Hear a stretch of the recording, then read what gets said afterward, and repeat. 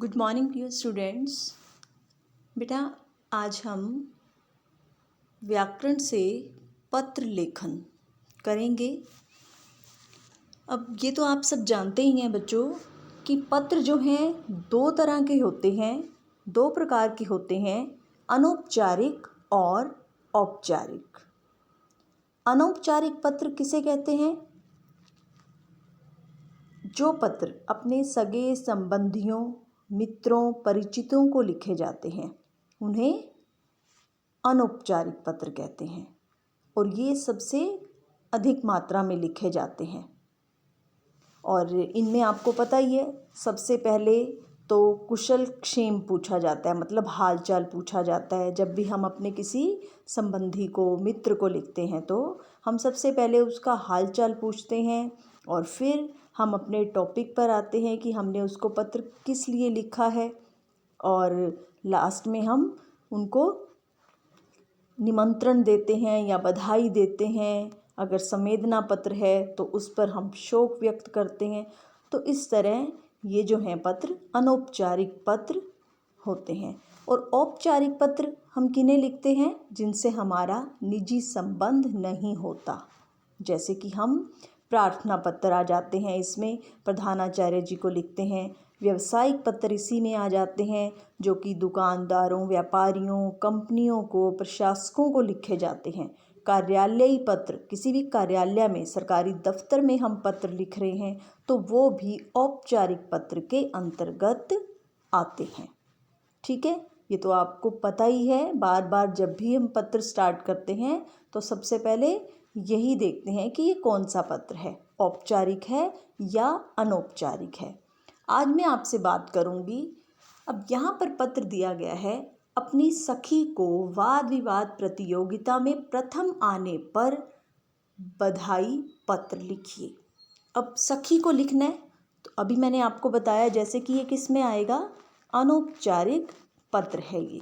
ठीक है, अब जब भी हम कोई भी अनौपचारिक पत्र लिखते हैं तो सबसे पहले हम परीक्षा भवन, क्या लिखते हैं? परीक्षा भवन, नई दिल्ली, दिनांक।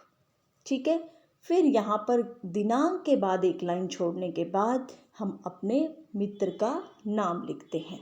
प्रिय नीलम, सने नमस्ते। इतना तो आपने परीक्षा भवन, नई दिल्ली, दिनांक, ये तो आपने सभी अनौपचारिक पत्रों में लिखना है। फिर उसके बाद हमने सखी को लिखना है तो सखी का नाम। अगर हमने अपने किसी संबंधी को लिखना है, चाचा जी को, मामा जी को, बुआ जी को, तो यहाँ पर फिर उनका नाम आएगा। ठीक है, नेक्स्ट बात आती है, सबसे पहले हम इसमें हालचाल पूछते हैं। जैसे कि हमने यहाँ स्टार्ट किया कि अभी थोड़ी देर पहले ही टेलीफोन पर वंदना ने बताया कि तुमने अपने स्कूल में हुई अंतर विद्यालय वाद विवाद प्रतियोगिता में प्रथम स्थान प्राप्त किया है। यही नहीं, सर्वश्रेष्ठ वक्ता का पुरस्कार भी तुम्हें मिला है। मेरी ओर से तुम्हें बहुत बहुत बधाई। मुझे विश्वास है कि तुम भविष्य में भी इसी प्रकार अपने विद्यालय तथा अपने माता पिता का नाम रोशन करोगी। मेरे माता पिता भी तुम्हारी इस जीत पर तुम्हें बधाई स्वरूप आशीर्वाद भेज रहे हैं। मेरी ईश्वर से प्रार्थना है कि वह इसी प्रकार तुम्हें उन्नति के मार्ग पर अग्रसर करता रहे और तुम इसी प्रकार जीवन के हर क्षेत्र में नए नए कीर्तिमान स्थापित करती रहो। फिर उसके बाद लास्ट में हमने अनेक शुभकामनाओं सहित तुम्हारी मित्र वनीता। ठीक है, तो ऐसे ही आपको सबसे पहले बताना है। इसमें मुख्य टॉपिक पर हम आ जाते हैं। बधाई देनी है तो हमने किस बात पर बधाई देनी है, उसने किस में प्रथम स्थान प्राप्त किया है, ये लिखते हुए हमने आगे उसको बधाई दी और फिर माता पिता की तरफ से भी उसको बधाई भेजी। तो इस तरह हम लास्ट में जो है, जैसे मेरी ईश्वर से प्रार्थना है, तो इस तरह हम इसकी एंडिंग करते हैं।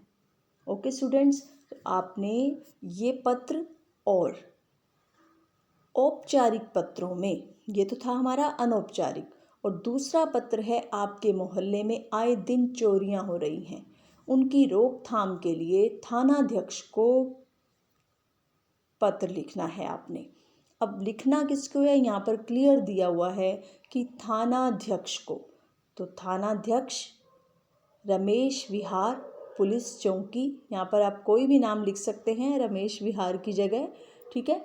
रमेश विहार जयपुर, दिनांक, ओके। जब भी हम औपचारिक पत्र लिखते हैं उसमें विषय लिखा जाता है। दिनांक के बाद एक लाइन छोड़ने के बाद आप विषय लिखेंगे कि हमने किस विषय पर पत्र लिखना है।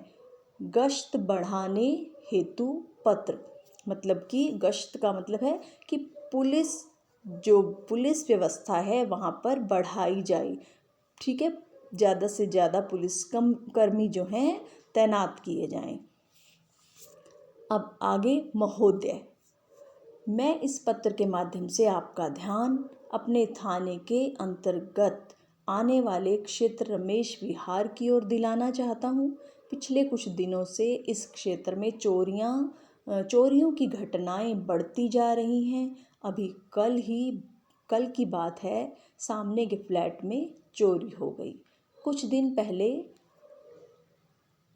हमारी गली में एक घर के ताले टूटे पाए गए, और तो दिन दहाड़े भरे बाजार में स्त्रियों के गले से कई बार चेन छीन ली गई। हमारे घर के सामने बने पार्क में कुछ लोग बैठकर जुआ खेलते रहते हैं और अवसर पाते ही पार्क में आने वालों को लूट लेते हैं। कुछ लोग तो चरस, अफीम, गांजा जैसे नशील पदार्थों का सेवन करते व बेचते हुए भी देखे गए हैं। अब ये हमने अपनी टॉपिक पर जो लिखना था लिख दिया। अब दूसरा पैराग्राफ यहाँ बनाएंगे आप।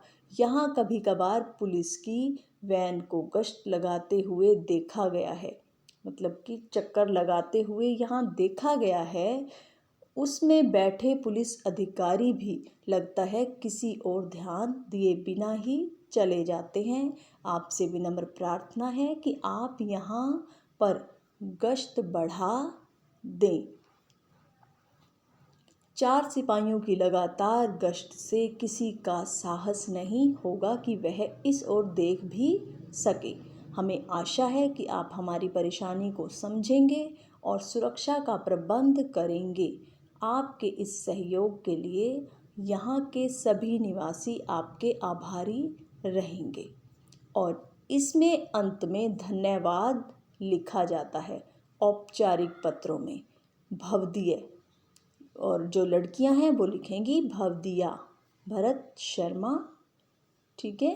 तो ये आपको दोनों पत्र, औपचारिक और अनौपचारिक पत्र, ये दोनों आपको लर्न करने हैं और इसका लिखित अभ्यास भी करना है।